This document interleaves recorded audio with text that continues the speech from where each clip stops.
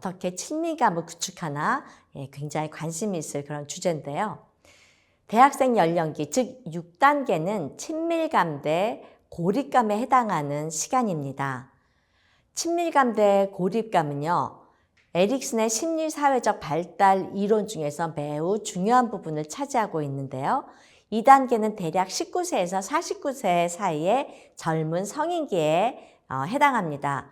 바로 여러분의 그런 나이대죠. 이 시기는 청년들이 대인관계를 탐색하고 관심 있어하고 다른 사람들과 친밀하고 사랑스러운 관계를 형성하고 싶어 합니다. 관계에서의 성공은 또 강한 유대관계로 이어지지만 관계에서의 실패는 외로움과 고립으로 이어지죠. 에릭슨은 사람들이 다른 사람들과 긴밀하고 상호적인 관계를 발전시키는 것이 중요하다고 믿었습니다. 그래서 이 단계에서 성공한 사람은 오래 지속되는 안전한 관계를 형성할 것이라고 말이죠. 에릭슨은 친밀한 관계를 발전시키는 데 있어 강력한 개인 정체성이 중요하다고 믿었습니다. 연구에 따르면요, 자아의식이 약한 사람들은 관계에 있어서 덜 헌신적인 경향이 있고 정서적인 고립, 외로움 및 우울증으로 이어질 가능성이 크다는 것을 밝혀주고 있는데요. 이 단계에서의 성공적인 해결은 사랑입니다. 다른 사람들과 지속적이고 의미 있는 관계를 형성하는 그런 능력이죠. 그래서 이 삶의 단계에서 가장 큰 갈등은 다른 사람들과 친밀하고 사랑스러운 관계를 형성하느냐 혹은 아니냐에 딸려 있다고 할 수 있습니다. 이 단계에서의 성공은 만족스러운 관계로 이어지지만 그렇지 않은 경우 반대로 고립감이 생길 수밖에 없죠. 여기 그 그림에 보시는 것처럼 이렇게 내가 사랑받을 수 있는 존재인가? 혹은 나는 외롭게 될까? 이렇게 친밀감이나 고립감에 관심을 많이 갖게 됩니다. 이렇게 로맨틱한 관계를 형성하는 데 있어서 상대방에게 자기를 어필해서 친하게 또 낭만적으로 가깝게 느끼도록 하기를 원하는 거죠. 그러면 친밀감에 대해서 좀 더 자세히 알아볼까요? 친밀감이란 무엇일까요? 여러분은 무엇이 친밀감이라고 생각하시나요? 친하게 지내는 것? 친구들이 그 친밀감이란 무엇이냐고 물어보면 의외로 또 대답을 좀 잘 안 하는 경향이 있어요. 에릭슨에 의하면 친밀감은 다른 사람들과 긴밀하고 헌신적인 관계를 발전시키는 것이라고 합니다. 성인이 되면 이러한 정서적인 친밀한 관계로 인해서 개인 정서에 아주 건강을 주는 그런 중요한 역할을 하게 되죠. 친밀감이라는 단어 자체는 많은 사람들에게 어떤 성적인 친밀감, 그것만 관련이 있는 것이 아닌가 생각하는데요. 사실은 그렇지 않아요. 그 이상을 포함합니다. 이성뿐만 아니라 친구와의 친밀감도 포함된다는 거죠. 그래서 에릭슨은 친밀한 관계를 친밀감, 정직, 사랑으로 특징 지어지는 관계라고 했고요. 그리고 낭만적이고 또 성적인 관계는 이 삶의 단계에서 중요한 부분이 될 수 있다. 그러나 가까이의 지인, 친구 이런 관계도 여전히 이 단계에서 중요하다 하는 것들을 우리가 알 수 있었어요. 그러니까 그 파트너와의 이렇게 좋은 낭만적인 관계뿐만 아니라 지속적인 우정, 그것도 중요하다는 거죠. 그렇다면 여기에서 여러분들과 함께 친밀감에는 어떤 이점이 있을까 알아보려고 넘어가죠. 친밀감의 이점은 무엇보다도 친밀하고 낭만적인 관계를 유지한다는 거예요. 그래서 타인과 어떤 그 상호작용이 활발하게 일어나고, 그리고 서로 그 로맨틱하게 사랑하는 관계, 이것이 포함될 뿐만 아니라 친구와 상호작용하고 긴밀히 지내는 것도 포함이 되죠. 또한 친밀감이 의미하는 것은 깊고도 의미 있는 연결을 말합니다. 그냥 이렇게 그냥 눈인사만 하고 지나간다든지, 아니면 그 클래스메이트다 하더라도 깊이 있는 자신의 의미 있는 그런 이야기가 아니라 그냥 지나가는 뭐 이렇게 인사 정도 하는 사이다? 그러면 그것이 친밀감을 의미하는 것은 아닐 거예요. 그리고 일시적인 관계가 아니라 지속적인 관계를 가질 때 우리는 친밀감이라고 말할 수 있습니다. 사람에 따라서 그 관계에 있어서 순간순간 그때의 그 관련이 끝나버리면 더 이상 관계를 지속하지 않는 사람도 있어요. 물론 어떤 환경적인 요인 때문에 멀리 떠나 있다든지 뭐 이렇게 계속 연락할 수 없는 그런 사정이 있어서 지속적인 관계가 안 될 수는 있겠지만, 가능하다면 우리가 지속적인 관계를 맺을 때 친밀감 있다고 말할 수 있겠죠. 그리고 가족들과 친구들이라고 해서 반드시 긍정적이고 친한 관계는 아닌 거를 제가 많이 봐왔어요. 특히 친구들과 상담하다 보면 가족들과의 그 불화나 갈등, 역기능적인 것이 많이 있는데, 가족 및 친구들과의 긍정적인 관계도 친밀감입니다. 강한 유대감, 강한 연대감, 이런 것도 친밀감이라고 할 수 있겠죠. 인생의 이 시기를 성공적으로 헤쳐나가는 사람들은 다른 사람들과 만족스럽고 서로 신뢰하는 그런 관계를 갖게 되죠. 그리고 이것은 평생 동안 신체적이고도 또 정신적이고도 또 건강한 그런 긍정적이고 지지적인 사회적인 네트워크를 만드는데 중요한 역할을 합니다. 이렇게 친밀감이 중요하다면 친밀감이나 고립감의 원인이 무엇일까요? 그것을 좀 알아보실까요? 친밀감은 다른 사람들과 자신의 일부를 공유할 수 있는 능력, 다른 사람들의 말을 경청하고 지원하는 능력을 말합니다. 그런데 여기서 저는 여러분들에게 제가 관찰했었던 것을 좀 나누고 싶어요. 모든 친구가 다 그런 건 아니지만 몇몇 경우에 친밀감을 다른 사람이 내 말을 경청해주고 다른 사람이 나를 지원해주는 그런 능력으로 생각하는 친구가 많아요. 그러니까 타인이 나에게 그런 친밀감을 보여달라는 거죠. 그런데 이러한 관계는 어때요? 상호적이고 상호 호혜적입니다. 서로 같이 나누는 거라는 거죠.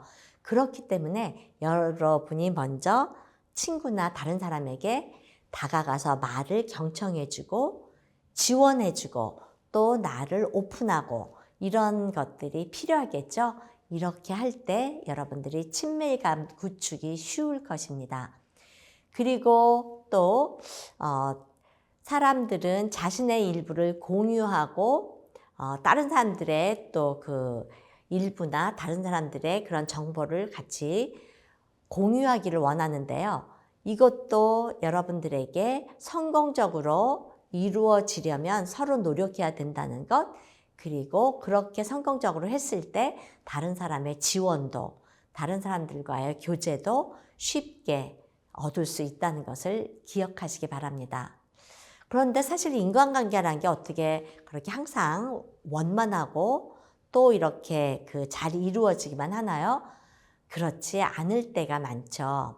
거절을 당하거나 또 나에게 주었던 그런 우정을 그냥 회수해 가는 그런 것들을 경험할 수가 있는데요.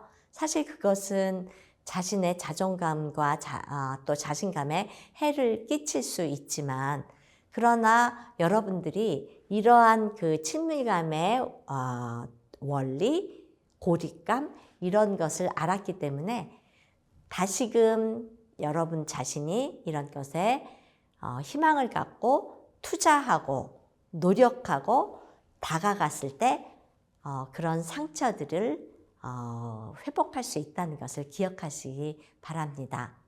그러면 자아감이 무엇일까요?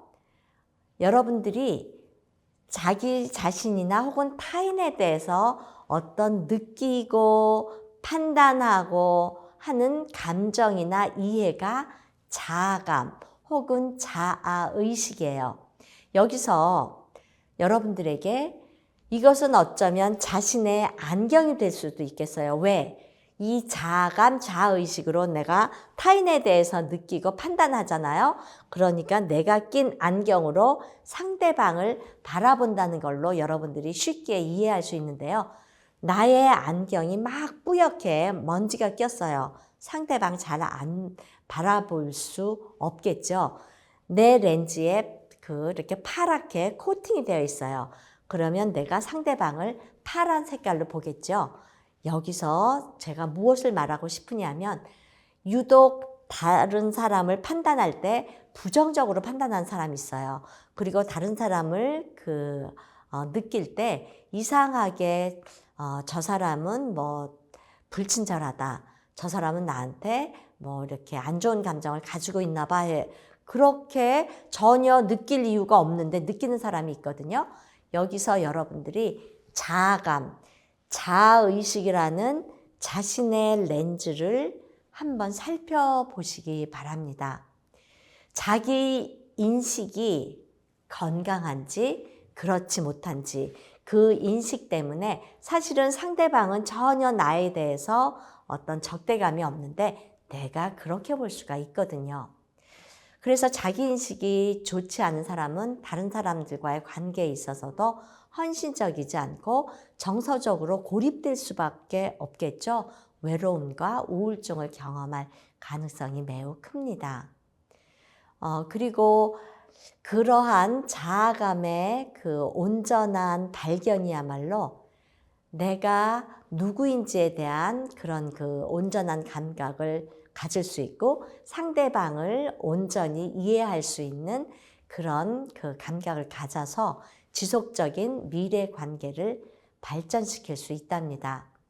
이러한 자기의식은요, 나와 그 어떤 타인을 형성하는 그런 관계의 유형에서만 중요한 게 아니라 사회적인 연결에 있어서도 사회를 바라봄에 있어서도 여전히 중요해서 어떠한 그 강도와 어떠한 지속성으로 사회적인 연결을 바라보고 연결시키나 하는 것과도 관련이 있습니다. 그런데요, 이렇게 친밀감이 잘 구축이 안 되었을 때는 고립감이 오게 될 수밖에 없다고 했는데 고립감의 요인은 그러면 무엇이 있을까요? 첫째, 어떤 관계에 대해서 자기가 기울이는 정성이나 헌신에 대한 두려움이 있는 경우에 그래요. 예를 들면 지인에 대해서 마음을 다해서 나는 성의를 보였고 정말 좋은 마음을 표현을 했는데 그 사람이 떠나버리면 어떻게 하나 하는 두려운 마음을 갖는 거죠. 그래서 헌신하지 못하게 하는 그런 것들이 고립감의 원인이 될 수 있어요. 그리고 또 하나는 고립감의 원인 중에서 개방할 수 없는 것이 원인이 될 수 있습니다. 자기 자신이 과거의 관계에 묶여 있거나 자기 공개를 전혀 하지 않거나 이런 것들이 고립의 이유가 될 수 있다는 거죠. 원인이 무엇이든 간에 그것은 당신의 삶에 해로운 영향을 미칠 수 있습니다. 외로움과 우울증을 유발할 수 있다는 건데요. 그래서 고립의 결과로 이런 이성과 맺을 수 있는 낭만적인 관계도 미약하거나 혹은 전혀 없거나 부족한 결과를 낳게 됩니다. 근데 이때요, 여러분 나이에서의 과업이 이런 그 친밀성이잖아요. 그러면 거기에 그 이성 간의 관계도 포함이 되는데, 나는 이성 친구가 없는데 친구는 이성과의 좋은 관계를 유지하고 이성과의 그런 낭만적인 관계를 갖는다고 하면 여러분들이 그런 친구를 바라보면서 오히려 어떻게 고립감을 더 느낄 수가 있게 됩니다. 그리고 가족과의 관계도 또 마찬가지로 다른 그 친구의 경우에 가족과의 관계가 매우 원만하다면 내가 그렇지 못했을 경우에 고립감을 더 느낄 수 있다는 거죠. 또한 사회적인 그 지원 네트워크, 사회와의 연결고리에 있어서 그 고립감이 있는 친구는 약한 사회적인 지원 네트워크를 가지기 때문에 사회성도 떨어질 수밖에 없습니다. 그리고 고립감은요, 그냥 외로움에서 끝나지 않고 다른 방식으로 건강에도 영향을 줄 수 있어요. 예를 들어서 그렇게 주로 혼자 먹겠죠? 그러니까 인스턴트 음식 먹기 쉽고요. 그 영양소가 부족한 식사 이런 거 하게 되기 쉽죠? 운동도 덜하고 주중에도 피로를 더 많이 경험하고 수면을 잘 취하지 못하는 그런 경향도 있습니다. 뿐만 아니라 우울증이라든지 심혈관 질환, 스트레스, 약물 남용 등 광범위한 건강상의 그런 부정적인 결과를 초래할 수도 있거든요. 그렇다면 이런 고립감을 우리가 극복하는 게 참 중요할 텐데 고립감을 극복하는 방법 없을까요? 자, 함께 살펴보시죠. 부정적인 혼잣말을 하는 사람이 이상하게 참 많아요. 욕을 하기도 하고요. 자기에 대해서 혹은 남에 대해서 그 상스러운 말을 하고 부정적인 말로 정말 이렇게 자기를 가둬버리는 거죠. 근데 여러분 이걸 생각하시면 좋겠어요. 부정적인 말은 그냥 그 말로 끝나는 게 아니라 그 말이 가진 파괴력 때문에 나에게 파괴적인 영향을 미쳐서 고립감으로 나오게 한다는 거죠. 그렇기 때문에 여러분 어떤 경우에라도 혼잣말로 또는 아니면 남에게라도 폭력적인 말, 안 좋은 말 이런 것들은 바로 끊으시기 바랍니다. 그럴 때 또 이런 말을 통해서 자신감에 해로운 영향을 끼치기도 하고요. 또한 이런 안 좋은 방식의 내적 대화를 자신이 한다는 거를 인식하면 스스로 여러분들이 여기에서 내가 떠나야 되겠다 하는 것을 결심하고 부정적인 말과 부정적인 생각, 혼잣말 이것을 긍정적이고 현실적인 생각, 현실적이고 긍정적인 말과 태도로 바꾸는데 집중하십시오. 분명 효과가 있습니다. 또 어떤 전략을 구축하는 자세가 필요해요. 사회적인 기술은 그냥 저절로 얻어지는 것이 아니라 자기가 노력을 기울여서 구축하는 게 필요하거든요. 그래서 사회적인 기술을 연습하는 것이 새로운 관계를 만들어 내고 또 이렇게 여러분들을 고립감으로부터 벗어나게 해주는 그런 좋은 방안이 될 수 있다는 거죠. 자, 여러분들이 노력해 보는데 그게 쉽지 않나요? 사회적 기술 개발에 관한 많은 책들이 있습니다. 많은 유튜브 동영상들이 있습니다. 거기에 관심을 갖고 노력을 기울여서 여러분들이 처할 상황에서 어떻게 내가 긍정적으로 전략을 구사할까 연습해보고 실천해보는 거죠. 또 하나는 당신이 좋아하는 것 혹은 취미들을 정해서 구체적으로 실행해보세요. 연구에 따르면 상호 관심사 및 성격 유사성과 같은 요소들이 우정에서 중요한 역할을 한다고 해요. 여러분 어때요? 나하고 관심사가 비슷하면 혹은 나하고 성격이 비슷하면 훨씬 더 잘 친해지지 않나요? 그렇기 때문에 여러분들이 스포츠를 즐기는 경우에는 지역 커뮤니티 스포츠 팀에 가입하는 거예요. 거기서 친구를 만나고 같은 관심사를 가진 지인을 만나서 교제할 수 있잖아요. 친밀감을 나누게 되겠죠? 그리고 자신의 상황을 객관적으로 평가해 보도록 권유드립니다. 여러분 가운데 막연히 나 어떻게 되겠지, 뭐 누군가 다가오겠지 하고 기다리는 사람들이 있습니다. 그런데 여러분들이 그렇게 기다리는 건 정말 이렇게 그 사과나무에 사과가 떨어지는 것을 기다리는 것과 별반 다르지 않다고 생각해요. 여러분들이 적극적으로 나의 요구사항은 무엇인가, 나는 어떤 유형의 그 친구와 어떤 유형의 그 사람을 찾고 있나, 파트너에게, 친구에게 찾고 있는 것이 무언지 여러분이 파악하면 새로운 관계를 찾기에 훨씬 용이해집니다. 여러분들이 나는 내가 나를 잘 알아 이렇게 말하는데요. 아니요. 의외로 자기 자신에 대해서 모르는 친구가 많아요. 그리고 내가 무엇을 원하고 어떤 유형의 친구들을 원하는지 그런 것들을 잘 모를 수도 있기 때문에 그런 상황 판단을 해보는 게 좋다는 거죠. 또 다음으로 자기 공개 연습이에요. 자신의 모습을 공개하고 공유하는 것은 사실 그렇게 쉬운 일은 아닙니다. 그러나 연습을 통해서 더 나아질 수 있죠. 자신에 대해서 다른 사람들과 기꺼이 공유하고 싶은 것들이 무엇이 있는지 생각해보고 연습하고 행하는 거예요.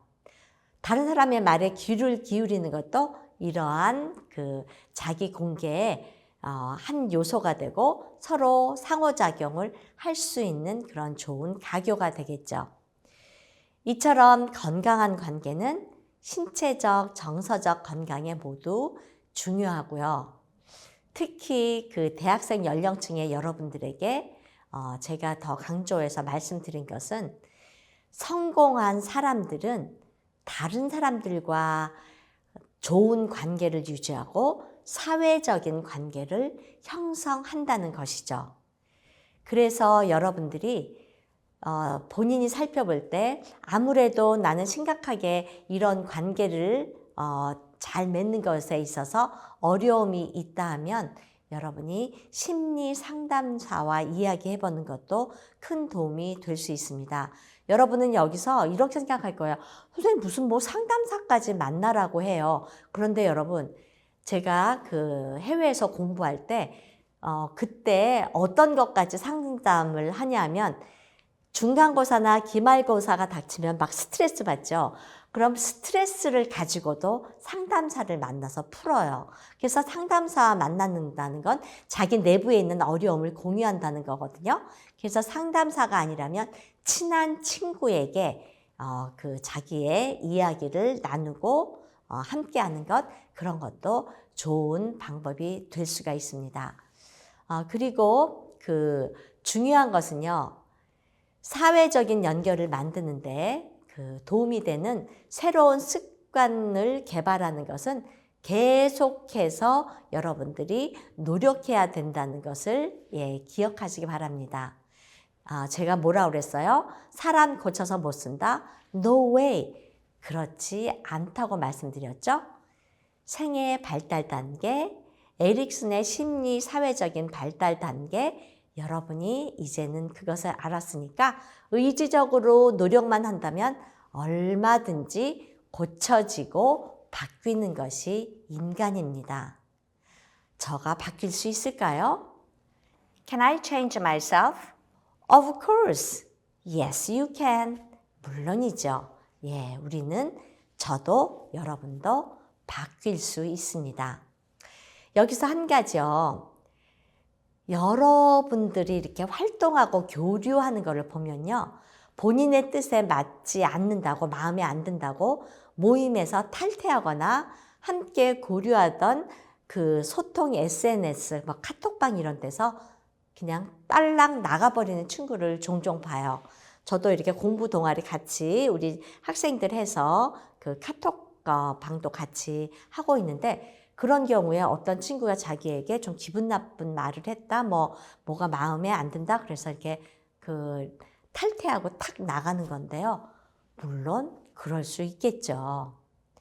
그런데요, 여러분, 심히 어렵고 힘든 그런 경우가 아니라면 될 수 있으면 용납하고 함께 하는 것을 권합니다.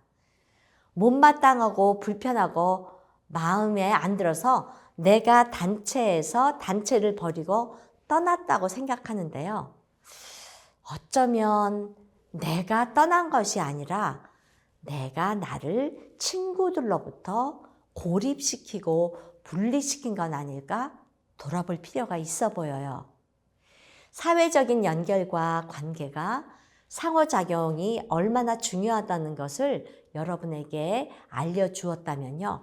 사회적인 관계에 있어서 설령 마음에 좀 안 들지만 조금 더 참고 함께하고 사회적인 네트워크를 위해서 여러분들이 불편을 감수하는 마음, 그리고 이해하는 마음, 그런 것들이 필요하다고 생각합니다.